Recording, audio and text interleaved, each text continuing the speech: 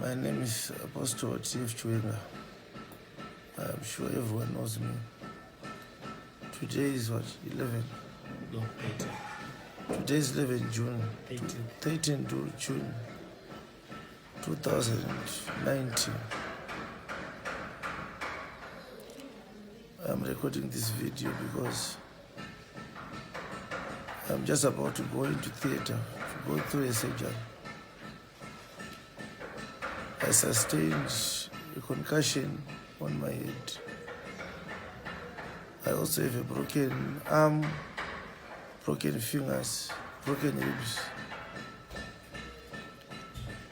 I was involved in an accident while driving from South Africa to Harare. We had gone to do services. We did a service on Saturday, and then in Joburg, and then another service on Sunday in Pretoria. We were 4 of us, my wife, Mrs. Vurumuk, and Babakanyuchi.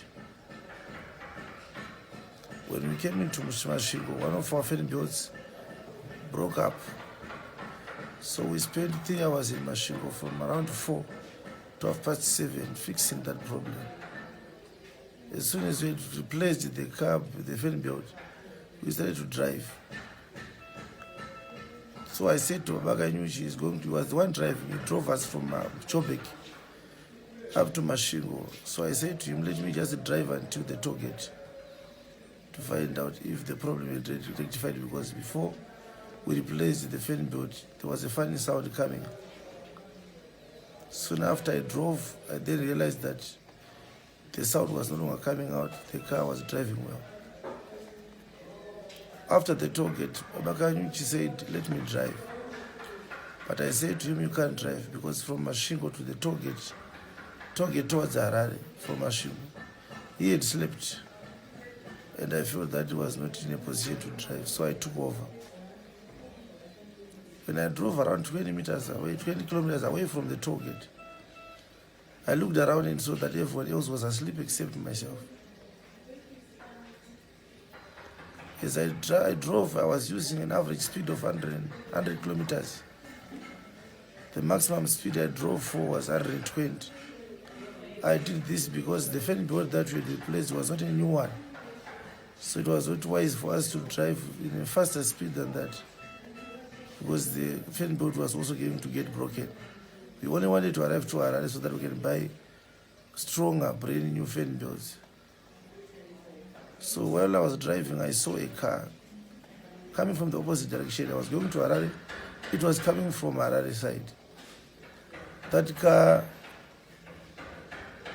swerved into my lane, and I flashed him with my headlamps to show him that he was doing something wrong. So he went back to his lane.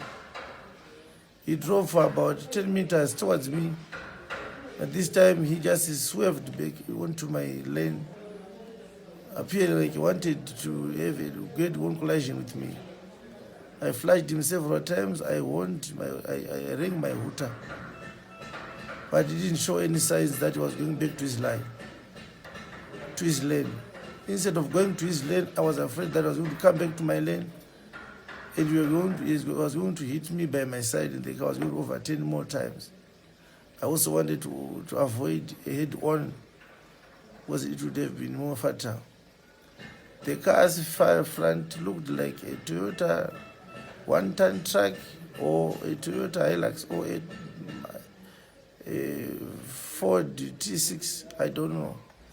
We were driving, and so I couldn't, facing each other, I couldn't see the exact details concerning the car, but it had a bumper on it. I remember the bumper. It had round headlamps and some few yellow lamps on top of the roof. It could not have been a smaller car.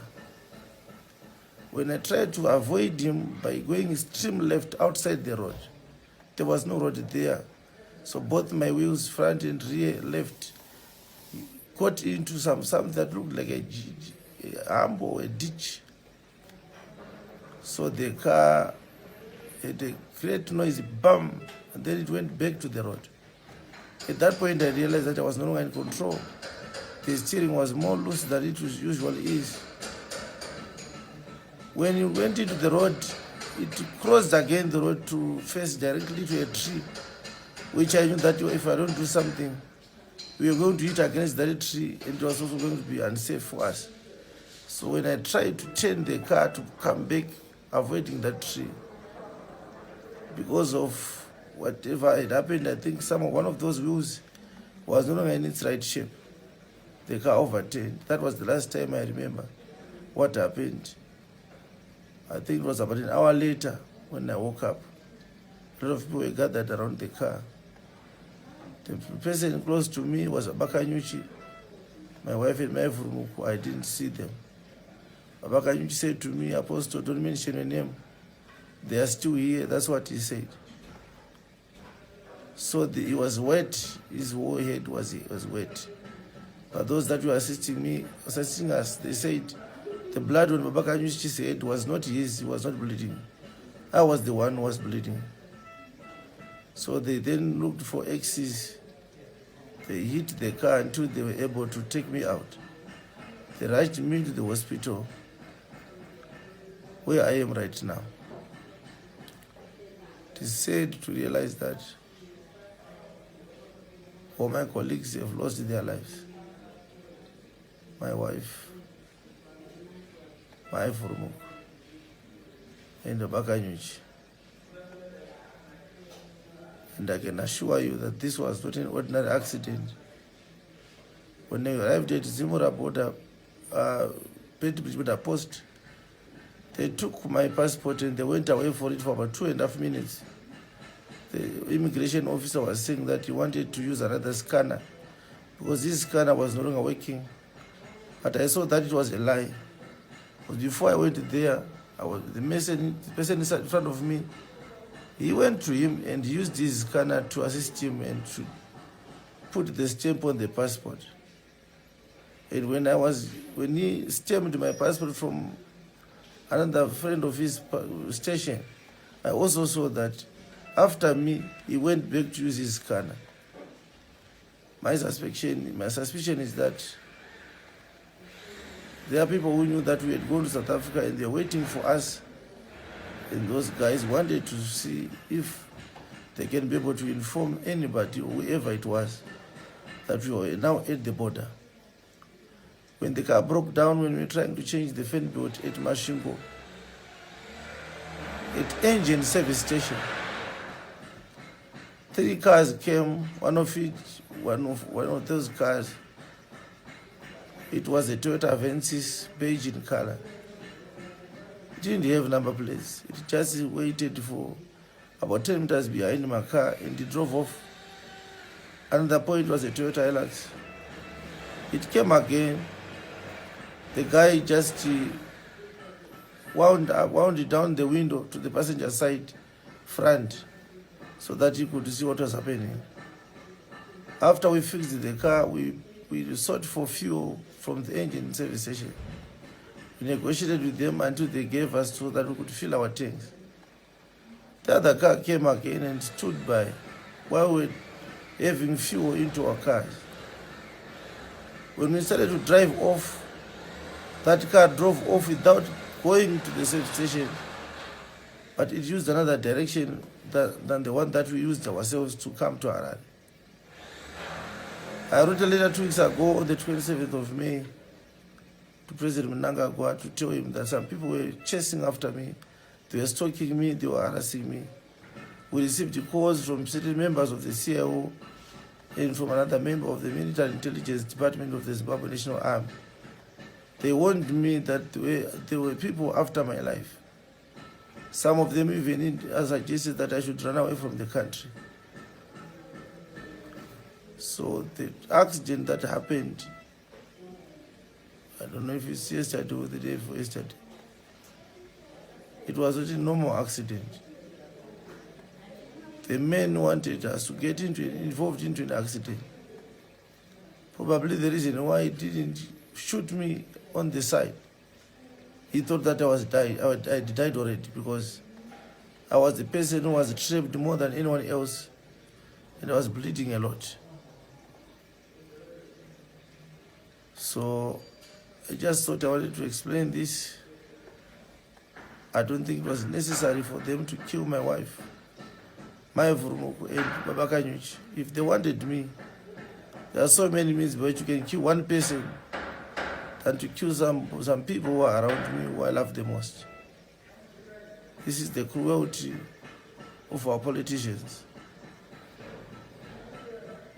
Now, I'm just about to go into a theater to get operated because my right hand is a fracture on the arm and also 3 of my fingers are broken down. There's a big wound here.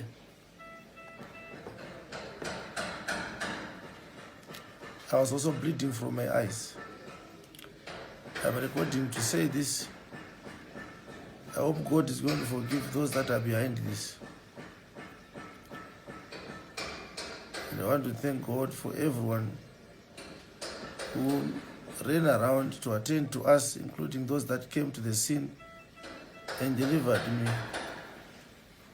The ambulance took more than necessary to come and pick us up, to such an extent that it was a we drove me to the hospital. If that person had not done that in time, I'm sure I would also have died. I don't know who that person is. I don't know everyone who managed to help us. But all I want to say is thank you to them. If God wants me to live and continue with my assignment, He will save my life. But since I'm now going into the operating theater, I want to mention that Jesus Revelation Ministries is an assignment that God started. It will go ahead with or without me. I'm not afraid of dying. There's a better place than this earth. I'm in pain because I lost the mother of my children. Who's going to take care of my children? I don't know.